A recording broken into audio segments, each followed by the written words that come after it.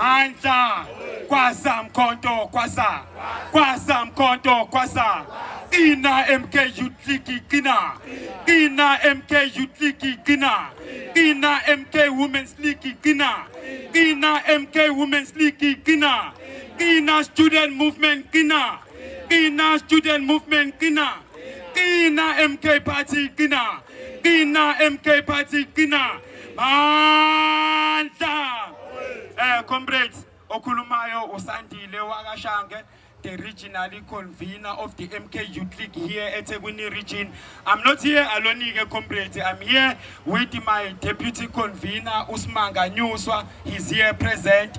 I'm also here with regional coordinator Olana Usnenhlanhla Memela.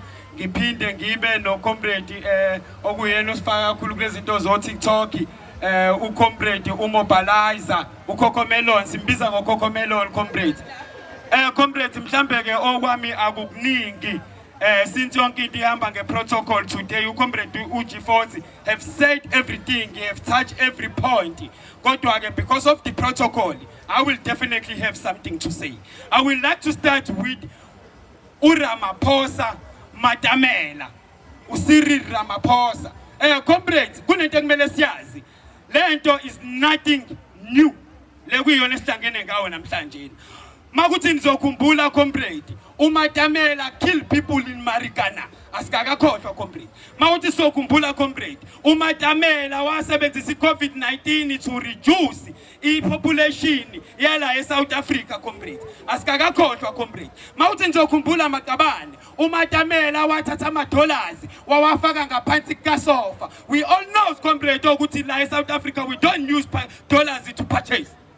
Wawe wathathe pha ama-dollars. He claimed the comrade ukuthi lawa ama-dollars was used to buy ama-buffaloes. Those buffaloes that never left the farm.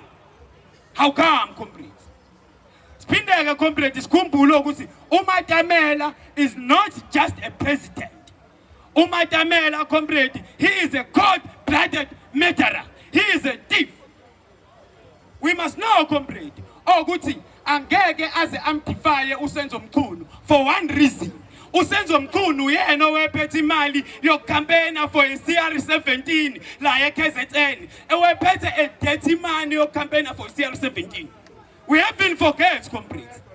We must remember ke comrade ukuthi the same Senzo Mchunu okuyena ombandakanyayo njengamanje kuyona yonke le havoc ekhona kuyona yonke dishanana kanza khona ukwaku uSenzo Mchunu, he is in pocket of criminals, he is in pocket of drug dealers, he is in pocket wabantu abangafuni ukubona impumelelo la eSouth Africa. We don't even know whether those people are South Africans or not.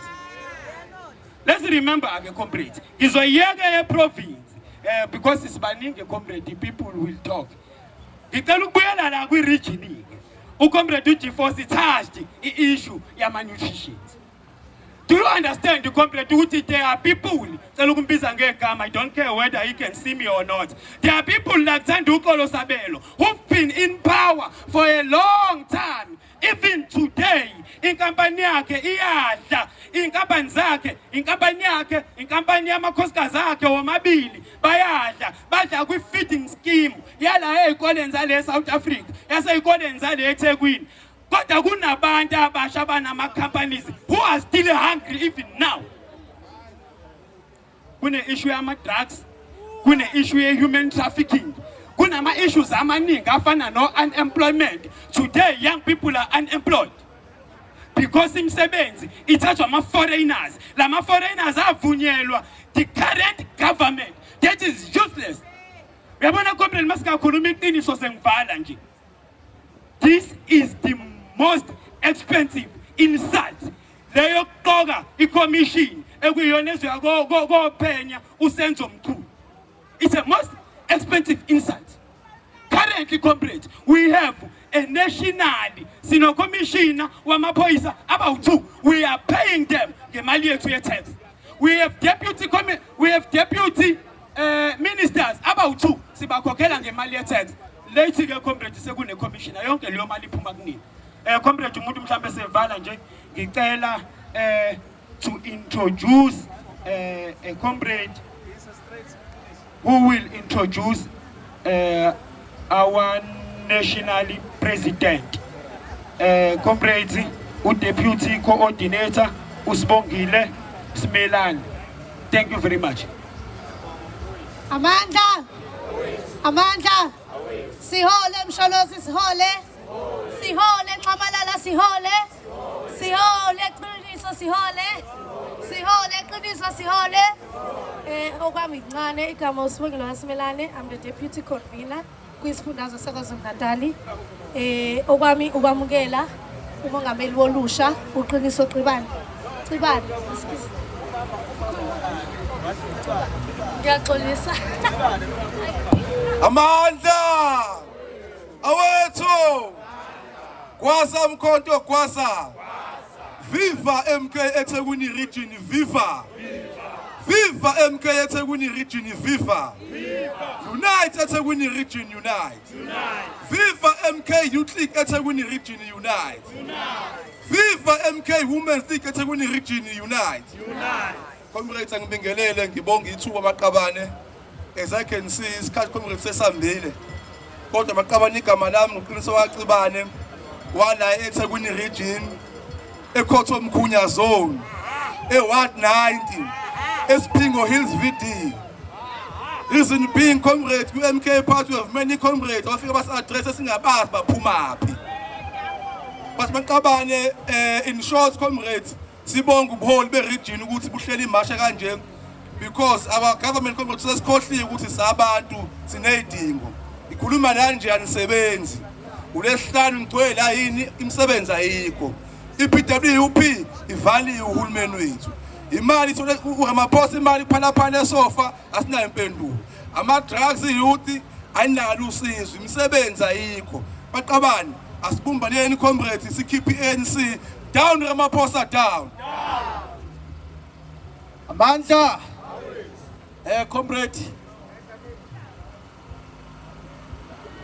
Asithetele la national security elidwa uCommander Sizwe Zungu kwiprovince yaKwaZulu-Natal. Amandla. Amandla.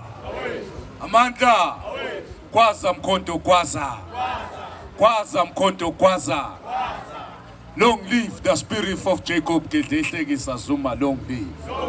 Long live the spirit of Jacob Gedlehlekisa, long live. Amandla. Long live the undying spirit of Comrade Fishi Mkwena, long live. Long live the spirit of undying spirit of Comrade Fishi, long live. Amandla. Hayi saloke simile nje maqabane noma sebesidubula besibulala ukuthi ubugebengu nama drugs asikufuni siyacela uGeneral Mkhwanazi asisupporte njoba nathi simsupporta simfuna ukumbona eNational Commissioner ukuthi hayibo ama drug cartel awangayicanasele ebulala izingane zethu eqeda ikusasa lezingane zethu icorruption eyenzeka kulabo masipala bethu eyenza ukuthi service delivery singabi nayo akangenelele uGeneral Mkhwanazi kuboshwe igebengu umkhonto wesizwe sithi sifuna a clean governance hayi governance ecorrupt kusho ukuthi asinibonge maqabana ukuthi niphume ni support uGeneral Mkhwanazi ngendlela enimsupporte ngayo umkhonto wesizwe soma ne people's general because